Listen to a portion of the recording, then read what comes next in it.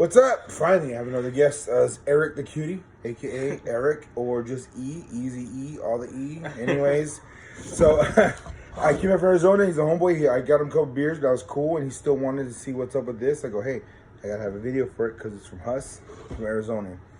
They had a beautiful beer already that I already posted about. It was great. This is their Blond Ale, and I guess what are you seeing? What are you seeing? What's going on? I don't know. I know nothing ABV, about right beer. here. Yeah, well, You're the one who knows everything. I love that they do this because you got your low ABV. It's a casual beer. Looks like 24 ounces with water, grain, hops, and yeast. So, can you see that? Is this that easy to read?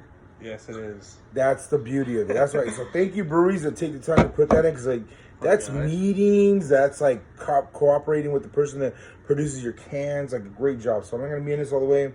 It's his turn. So we're going to see what makes a blonde ale.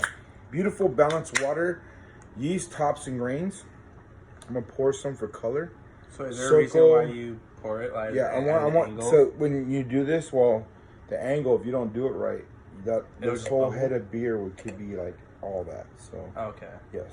This is good. I want to have other people interact with me. So I'm going to give him more, but I just want him to show you what he thinks. So a blonde is usually a golden ale, blonde ale, very balanced yeast, grains, and hops. Let's see what you have to say.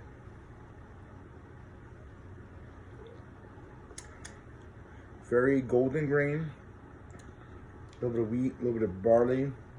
I mean, to me, it tastes just like another beer. Sunshine. I would associate this with like, let's say like a Sunday morning. You want to go out, good. Enjoy your day. This is a refreshing beer for sure. Okay, it's refreshing. It's not like a light beer, but it's definitely malty, golden grain, very mellow hops, which is part of the characteristics. So this is not pre-recorded. This is really when you bring somebody into beer that already has beer, enjoys beer, there's no words for it. They know, oh, it's just good. So we're gonna get away from then just again, good. I also like. Still, I don't know how I would describe like malty, hops. Malty is all those almost things. like I don't know. cereal, or oatmeal.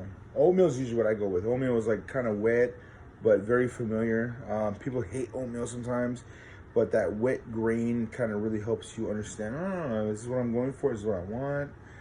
Is it vibrant like cornflakes? Is around your cornflakes? Okay. Cornflakes. You say cornflakes? I know what you mean. Oatmeal. Yeah. You're not really trying to tell them how to taste it. You just want them to put a connector. So instead of just saying, "Oh, I like this beer." I mean, half the times I have cornflakes, I have milk with it. So exactly. Does it come with that thick, viscous, or fulfill like a full body? Feel? I wouldn't say viscous at all. Does it feel? So actual true starchiness comes from, cream comes from grains. So if it's a thick bodied beer, it could actually taste creamy. There's nothing wrong with that. Is it creamy? Is there an idea of cornflakes and milk, but without the milk flavor, just the feel?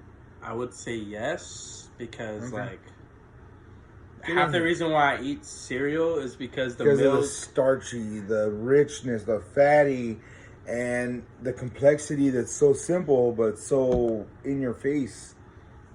I mean, literally the only reason why I enjoy milk is because, one, it's fatty and rich. It fills me up. It fills me up. Uh-huh.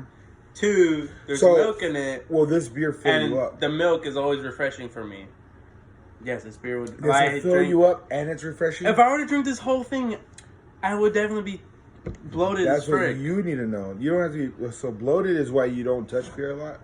Like when you feel. It's also why I don't touch cereal a lot too. Okay, so for grain people, the point of this is so you understand if you want to enjoy one, that's good. But if it's gonna make you feel that way, now you know why it makes you feel that way. You're like, it's not my big thing. And like the only time I have cereal is if I'm like, it's late at night. I definitely need water in my system, and I'm just like, instead of water, I'll go for milk and cereal. Milk does hydrate you. It is mostly water, just like eggs. Eggs is like 60%. Milk is actually like 70%. So the point of this conversation, and I hope you retain, is understanding that he does break down for beer. At the end of the night, he's like, I can use one. It does help him the next day, but it is very grain focused. sugary? Is it sweet to you at all? Not really. I would say it's more grainy than sweet. So more cereal, more grain. Yeah, like this. If you said cornflakes, I was like, oh, this is definitely cornflakes. Like when I eat cornflakes, I'm like, man, I wish this was sweet. I mean, I don't wish this was sweet. This is like It actually a perfect beer is for me. sweet, but for our complex soul, being in America, we indulge in a lot of sugar. I mean, Believe it or not, when I went to Germany and I had their dessert, theirs was literally 50% of what we have. It tasted bland, but it actually had sugar in it. It was amazing. That's all it is. So these are the things I'm trying to wake everybody up to. But overall, would you recommend to a friend? Would you drink with a friend with this? yes, I would definitely drink this with a friend. Beer people, Huss Brewery, we thank you. It's a blonde, perfectly balanced, malty. You would consider a blonde. Is that If you say perfectly balanced, I would say this beer is like, because like Modelo, to me, the taste of Modelo is too strong. Dos Equis tastes like water. Really? Michelob Ultra tastes like water. I'm blown But away then because, again, those are like two beers that are like I've heard from other people that are so easy to go down. Then when I drink Modelo, I'm just like, okay. I'm not having it sometimes. Well, the honest truth is, Dos Equis was by a German person who moved to Mexico, so they actually wanted a more hearty beer, and they put more everything in it to make. They used German recipes and techniques to make that beer. So in reality, compared to Corona, Sol, Tecate, all those are light beers compared to Dos Equis, compared to their amber, compared to what was the other one? Modelo. Modelo is very heavy grain focused, but the biggest thing in Mexico is corn. Corn is not a bad thing. It's just one of the other grains that we don't really discuss or think about. So there you go. Hopefully this information you can utilize. But for right now, are you enjoying the beer? Yes, I'm definitely enjoying All right. the beer. At this point, I'm more so just drinking the beer than I am Good. just That's tasting all that it. matters. Yeah, don't worry about that. So The like, point is, Huss Brewery, you're doing a good job. This is a very enjoyable beer. We're going to enjoy the rest of it and hang out. Sorry, I'm a little... But it's my homeboy. It's a coworker. I want to get somebody else on it.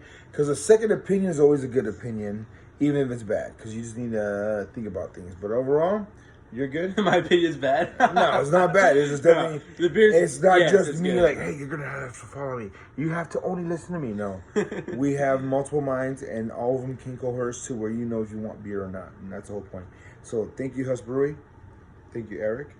Appreciate you. Everybody else have a good night. And if you grab your hands on this, if you're looking for that multi cereal kind of heavy beer, but not too heavy, Huss has you covered. So if you're in Arizona, just drink up and have a good night. Good night. Have a good night.